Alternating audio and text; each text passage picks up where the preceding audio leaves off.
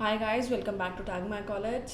इस वीडियो में मैं बताने वाली हूँ कि वेरियस इंजीनियरिंग एग्ज़ाम्स जो इंडिया में कंडक्ट होते हैं उन सारे एग्ज़ाम्स के बारे में क्लियर करना चाहती हूँ। बिकॉज बहुत ज़्यादा कन्फ्यूजन होता है कि हम कौन सा एग्ज़ाम है, कितने एग्ज़ाम हैं एंड कब कब कैसे कैसे देते रहे।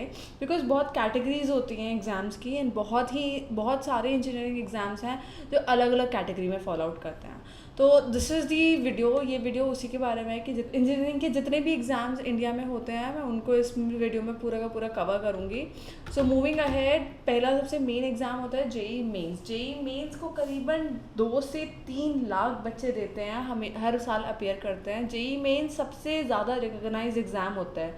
मतलब अगर कोई यूनिवर्सिटी कोई और स्कोर एक्सेप्ट कर रही हो या नहीं रही हो, लेकिन वो जेई मेंस का स्कोर तो सबसे पहले एक्सेप्ट करेगी। And JEE Mains you could say कि थोड़ा टफ होता है बाकी सारे एग्ज़ाम से, क्योंकि इसका लेवल, इसका स्टैंडर्ड, इसकी कंसिडरेशन भी बहुत हाई होती है।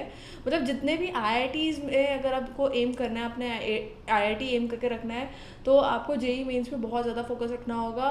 एंड सिर्फ जेई मेंस नहीं, आईआईटीएंस वालों के लिए जिनका एम आईआईटी ही है, उनको जेई मेंस के अलावा जेई एडवांस पे भी फोकस रखना होगा, क्योंकि जेई मेंस सिर्फ ऑब्जेक्टिव होता है, वेयर जेई एडवांस सब्जेक्टिव होता है। वो तब होता है जेई एडवांस जब आप जेई मेंस की रैंक क्लियर कर लेते हो। मतलब उसमें भी सिलेक्शन होता है कि आपकी जेई मेंस की इतनी रैंक आई है तो इतने रैंक वाले बच्चे are eligible for this JEE Advance. So JEE Mains, JEE Advance आप मोर इम्पॉर्टेंट, मतलब अगर आप आईआईटी लेवल के लिए प्रिपेयर कर रहे हो, आईआईटी को माइंड में रख के चल रहे हो, तो definitely JEE Mains JEE Advance आपके लिए बहुत ज़्यादा इंपॉर्टेंट है। एंड ये एक्चुअल में होते भी टफ है, I am not exaggerating, it is actually ये टफ होते हैं जेई मेंस एग्ज़ाम।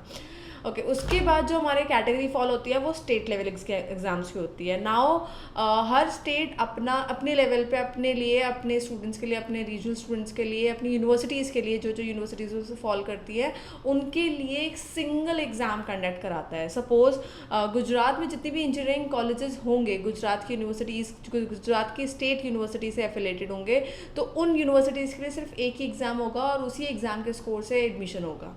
उस एग्ज़ाम का नाम होता है Gujarat common entrance exam, that is GCET।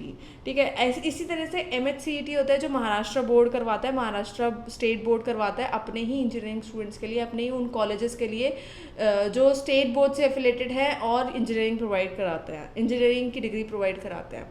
तो उनके लिए MHCET होता है। ऐसे ही उत्तर प्रदेश के लिए अगर आप देखो तो UPSEE होता है।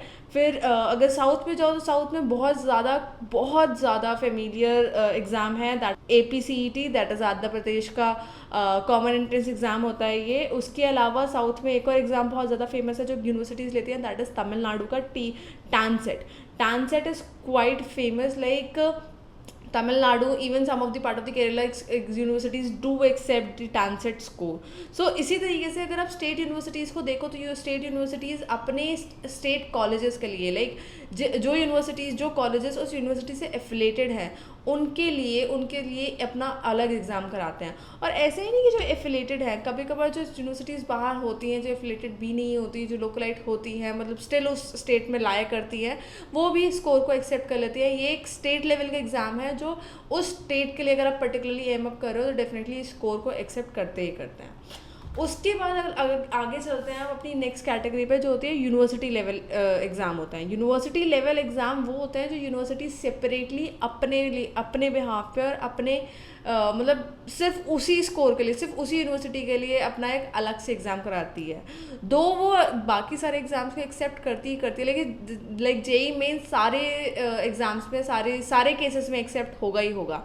लेकिन अगर आपने जेई मेंस मिस कर दिया है, नहीं दिया है, तो उसके अलावा आपको इन यूनिवर्सिटीज़ में अगर एडमिशन चाहिए तो आपको इन यूनिवर्सिटीज़ के एग्ज़ाम क्लियर करने होंगे। वो कौन से होते हैं? लाइक बिटसैट का होता है। बिटसैट की मैं बात करूँ, बिटसैट को Birla institute of technology and science के बारे में बात कर रही हूँ, जो कि उसके 2-3 कैंपस हैं। मेन कैंपस उसका पिलानी में है एंड बाकी सारे कैंपसेस भी हैं।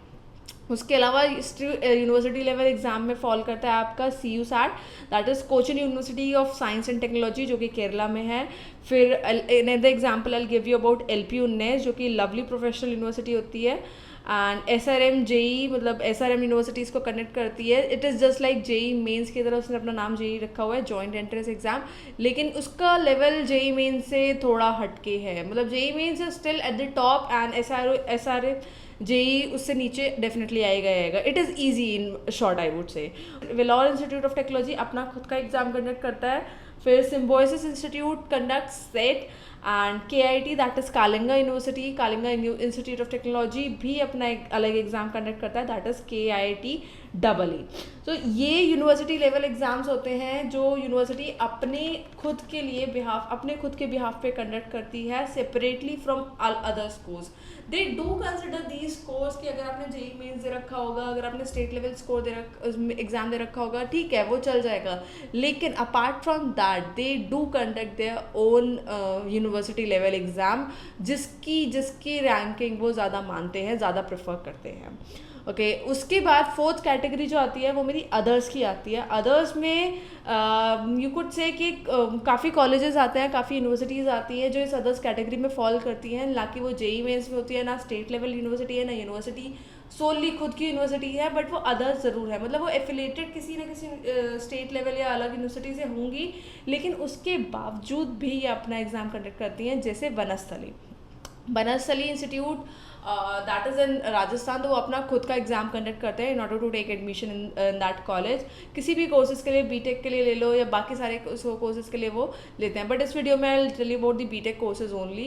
एंड उसके बाद आता है गिथम के यूनिवर्सिटी है, GITAM university conducts its own exam. Apart from that there is an IFAC, that is institute of chartered financial analyst of India, वो भी अपना खुद का एग्जाम कंडक्ट करती है in order to take admission for the students. So इस video में so far I have covered कि JEE मेंस एक मेन एग्जाम होता है जो कि हर यूनिवर्सिटी, हर इंस्टीट्यूट में कंसिडर होता ही होता है। Apart from that state level exams होते हैं जो स्टेट लेवल की जो यूनिवर्सिटीज़ होती हैं वो एक्सेप्ट करती हैं। फिर यूनिवर्सिटीज़ अपने लिए खुद के लिए कंडक्ट करवाती हैं एग्ज़ाम्स, वो यूनिवर्सिटी लेवल में कैटेगरी में फॉल करते हैं।